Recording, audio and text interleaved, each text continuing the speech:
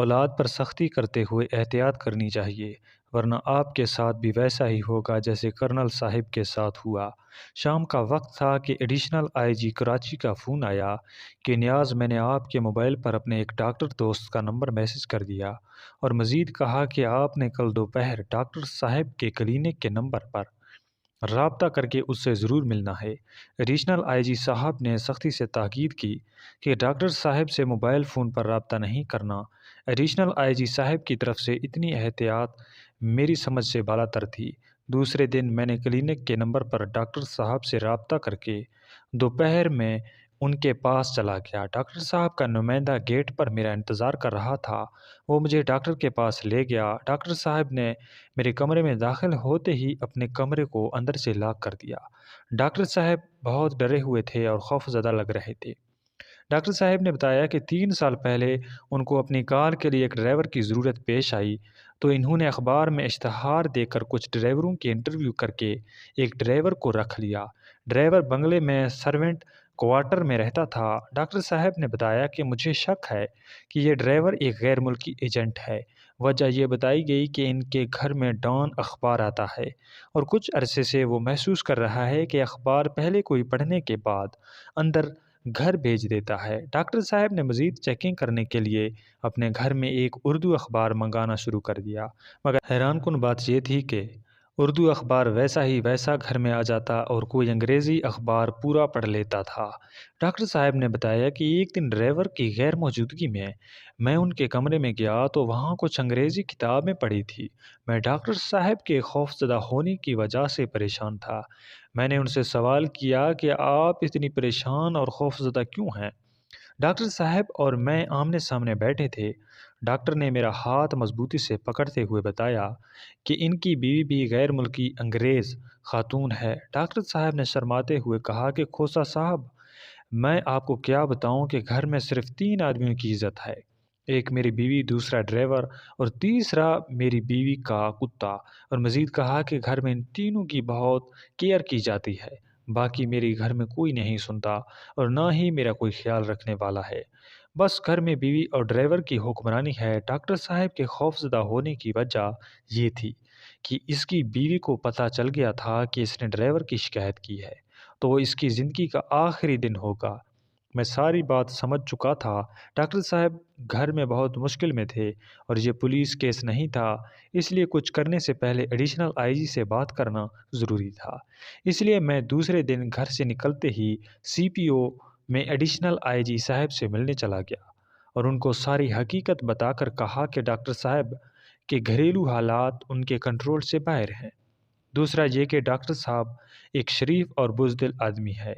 تیسرا یہ کہ پولیس کیس نہیں ہے، مگر ڈرائیور کا انگریزی اخبار اور انگریزی کتابیں پڑھنا بہت حیرت انگیز ہے اور ڈرائیور کو چیک کرنا لازمی ہے۔ ایڈیشنل آئی جی صاحب نے کہا کہ آپ ڈرائیور کو پک کروا کر انٹیروگیٹ کروائیں۔ میں نے ان کو بتایا کہ ڈاکٹر صاحب اپنی بیوی کی وجہ سے ڈرائیور کو پک کروانے میں ہماری مدد کرنے سے قاصر ہے، اس لیے ڈرائیور کو غیر روایتی طور پر پک کرنا ہوگا۔ میں نے ایڈیشنل آئی جی صاحب کو کہا کہ وہ ڈاکٹر سے بات کر کے ڈرائیور کی تصاویر اور کار کے کویف کے ساتھ کار کی تصاویر ارینج کروائیں۔ 2-3 دن بعد ڈاکٹر صاحب ڈرائیور اور کار کی تصاویر دینے میں دفتر آئے۔ میں نے انسپکٹر سجاد علی کو بلا کر تصویریں ان کے حوالے کرتے ہوئے کہا کہ ڈرائیور کو پک کرنا ہے جب یہ اکیلا گھر سے نکلے، اور ڈاکٹر صاحب کو کہا کہ آپ میرے افسر کو اپنا گھر دکھا دیں، باقی ڈرائیور کو ہم پک کروا لیں گے۔ انسپکٹر سجاد علی نے 2 ہفتے کی نگرانی کے بعد ڈرائیور کو پک کرا لیا اور ڈاکٹر کی کار طارق روڈ پارک کر کے ایس ایچ او فیض آباد کو اطلاع کر دی۔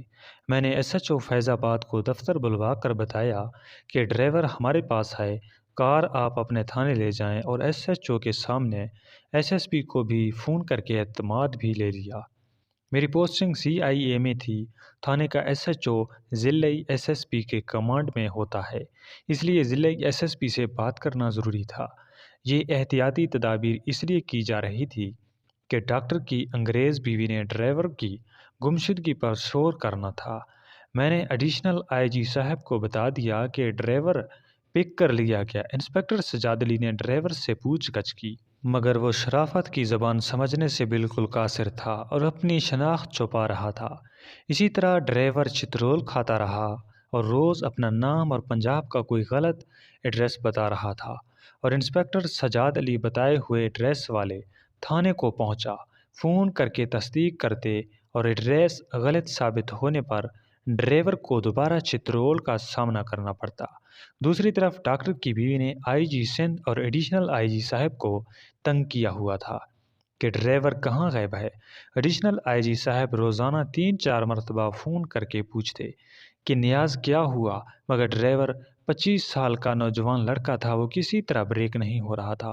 آخرکار ایک ہفتے تک پولیس کی مار کھانے کے بعد ڈرائیور الرٹ کا راستے پر آ گیا، اور اس دن تقریباً دوپہر 3 بجے میں جب دفتر پہنچا تو انسپکٹر سجاد اسے میرے پاس لے آیا اور بتایا کہ سر، ڈرائیور لڑکا اب سچ بولنے لگا ہے، آپ ذرا سن لیں۔ لڑکے نے بتایا کہ وہ ایک بریگیڈیئر کا بیٹا ہے اور آرمی میں 2nd لیفٹیننٹ تھا اور MPA کاکول میں زیر تربیت تھا۔ کاکول میں دوران تربیت اس کی کارکردگی اچھی نہیں تھی۔ کاکول کے کمانڈر نے میرے والد کو شکایتی خط لکھا کہ آپ کا بیٹا تربیت میں دلچسپی نہیں رکھتا۔ میرے والد اس وقت کرنل تھے، وہ بہت غصہ ہوئے اور سختی سے کہا کہ اگر کاکول اکیڈمی میں تم فیل ہوئے تو گھر مت آنا۔ لڑکا اکیڈمی میں امتحان میں فیل ہوا اور سامان کے ساتھ اسے راولپنڈی ریلوے اسٹیشن چھوڑا گیا۔ لڑکے نے سامان ریلوے اسٹیشن پر چھوڑا اور بجائے گھر جانے کی کراچی جانے والی ٹرین میں سوار ہوا۔ ایک انجان اسٹیشن پر اترنے کے بعد سندھ کے کسی گاؤں میں داخل ہوا اور ایک دیہاتی کے ہاں نوکری کرنے لگا۔ وہ دیہاتی کی بکریاں چراتا اور دیہاتی اسے مہینے کے 5,000 کے ساتھ 2 وقت کی روٹی بھی دیتا۔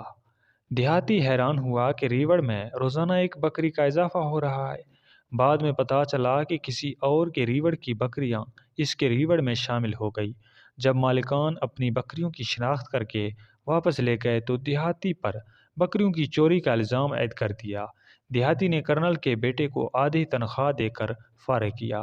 وہ کراچی روانہ ہوا۔ کراچی میں کچھ سالوں تک ادھر ادھر نوکری کرتا رہا۔ پچھلے 3 سالوں سے ڈاکٹر کے پاس تھا۔ میں نے لڑکے سے پوچھا کہ کتنے سالوں سے گھر نہیں گئے۔ لڑکے نے بتایا کہ پچھلے 8 سالوں سے گھر نہیں گیا۔ میرے پوچھنے پر وہ گھر والوں سے اور اپنے کسی جاننے والے سے رابطے میں نہیں۔ میں نے پوچھا کہ آپ کے والد آج کل کہاں ہیں؟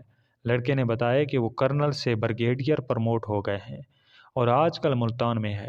میں نے اپنے آپریٹر کو کہا کہ کراچی ملیر کینٹ سے ملتان کینٹ کا نمبر لے کر میری فلاں صاحب سے بات کروا دیں۔ کچھ ہی دیر میں آپریٹر نے بتایا کہ بریگیڈیئر صاحب دفتر سے چلے گئے اور گھر کے نمبر پر ان کے نوکر لائن پر ہے۔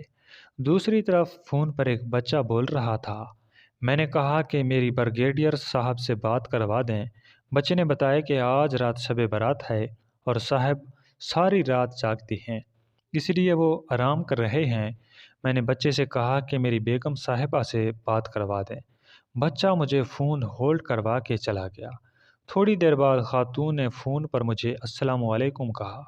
میں نے سلام کا جواب دے کر تعارف کروایا، پھر بتایا کہ CIA کراچی سے بول رہا ہوں، اور لڑکے کا نام لے کر پوچھا کہ کیا وہ آپ کا بیٹا ہے۔ لڑکے کا نام سنتے ہی خاتون رونے لگی اور اتنے میں ایک مرد نے خاتون سے فون لے کر روبدار آواز میں پوچھا کہ آپ کون؟ میں نے اپنا تعارف کروایا اور بتایا کہ ہم نے ایک لڑکا پکڑا ہے، وہ آپ کا نام لے رہا ہے کہ آپ کا بیٹا ہے۔ دوسری طرف فون پر بریگیڈیئر صاحب نے روتے ہوئے بمشکل کہا کہ میرے بچے کو کیا ہوا، وہ خیریت سے تو ہے نا؟ میں نے فون پر کچھ توقف کیا اور بریگیڈیئر صاحب کے نارمل ہوتے ہی انہیں بتایا کہ لڑکا ہماری تحویل میں ہے۔ بریگیڈیئر صاحب نے مجھے کہا کہ اگر ممکن ہے تو لڑکے سے میری بات کروائیں۔ لڑکا میرے ساتھ ہی کھڑا تھا۔ میں نے فون اسے دیا۔ اس کے ہیلو کرتے ہی لڑکا بچوں کی طرح رونے لگا اور فون واپس مجھے دے دیا۔ بریگیڈیئر صاحب نے مجھ سے کہا کہ ملتان سے تو ابھی شاید کراچی کی فلائٹ نہ ملے، ہم ابھی اسلام آباد یا لاہور کے لیے نکلتے ہیں، کل صبح پہلی فلائٹ میں ہم کراچی آئیں گے۔ میں نے ان کو اپنے دفتر کا پتہ سمجھایا۔ تھوڑی دیر بعد بریگیڈیئر صاحب کی بیگم کا دوبارہ فون آیا اور روتے ہوئے تسلی اور یقین دہانی کرانا چاہیے کہ واقعی ان کا بیٹا ہمارے پاس ہے۔ مجھے التجا امیز لہجے میں کہا کہ بھائی آپ میرے بچے کا خیال رکھنا تو آپ کی تحویل میں کہیں چلا نہ جائے۔